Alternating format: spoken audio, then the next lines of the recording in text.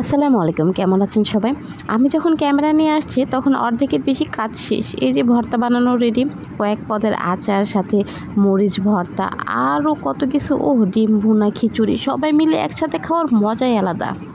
সবাই মিলে যে কী আনন্দ করে খেলাম তা বলার বাইরে। আমাদের স্কুলের খালা এগুলো রান্না করেছে, সেই স্বাদ হয়েছে। আপনারা যদি কেউ খেতে চান তাহলে তার সাথে যোগাযোগ করেন, সে খুব টেস্টি করে রান্না করে।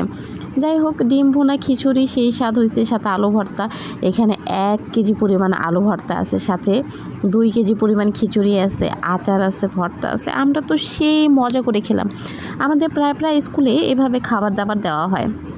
স্কুলে একটা করে পরীক্ষা হয়, আর এই পরীক্ষার সময় খাওয়া দিতে হয়, মানে দেয়।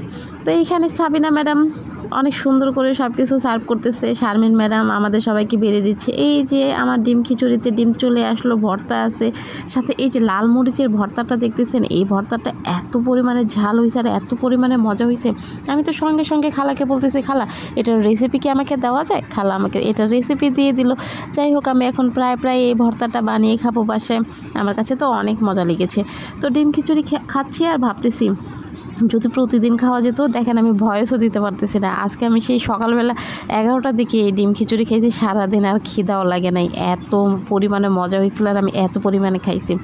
যাই হোক, এখানে ছিল রসুনের আচার, ছিল শুটকি ভর্তা, আর ছিল কী জানি ভর্তা। আমি কোনো ভর্তাই নিই নাই, আমি শুধু লাল মরিচের ভর্তা আর ডিম আর আলু ভর্তাটাই নিয়েছিলাম। অনেক অনেক অনেক টেস্ট হয়েছে। অনেক অনেক অনেক ধন্যবাদ। তার মধ্যে আমাদের সবার খাবার শেষ। এদিকে আরও কয়েকজন বাকি ছিল, তাদের খাবার দাবারও রেডি ছিল।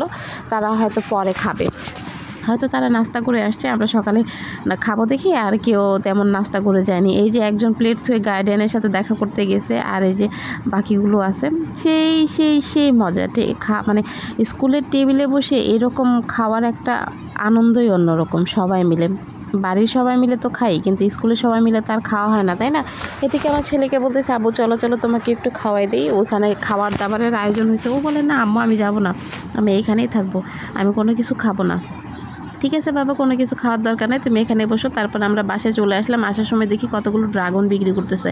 তো ড্রাগন ফল আমার ছেলের তো সেই লেভেলের পছন্দ। সে বলতেছে, আম্মু তাড়াতাড়ি ড্রাগন নাও। ড্রাগনগুলো ছোট হলেও এত পরিমাণে মিষ্টি যে কি বলবো। তো আমার ছেলে পক অনেকগুলি খেয়ে ফেলছে। ও আবার ফল টলের প্রতি একটু আগ্রহ বেশি। ভাত টাত না খাইলেও যে কোনো ফল তার অনেক ভালো লাগে। তো একটা করে ছিলতেছে আর ও পক করে খাইতেছে। ছোট হওয়াতে সে খুব সহজেই সব কিছু খেতে পারতেছে। ড্রাগন ফুলগুলো মিষ্টি ছিল। বরাবর নিয়ে আসি, এতটা মিষ্টি পড়ে না, একটু পাঞ্চে পড়ে, কিন্তু আজকে চূড়ান্ত লেভেলের মিষ্টি। এত মিষ্টি ড্রাগন আমি এর আগে কখনো খাইনি। ড্রাগন ফলগুলি সত্যি অসাধারণ ছিল। তো আমার ছেলে খাচ্ছে আর আমি বলতেছি যে, আব্বু একবারে সব খেও না, সব খাইলে আবার সমস্যা হতে পারে, একটু করে খাও, আবার পরে খাও। বলতেছে, না আম্মু, আমি একবারে সব খাবো, সবগুলি আমার পছন্দ। তো সবগুলো তো আর খাওয়া যাবে না, তুমি রেখে দাও, বিকেলবেলা আবার খাও। বলে ঠিক আছে।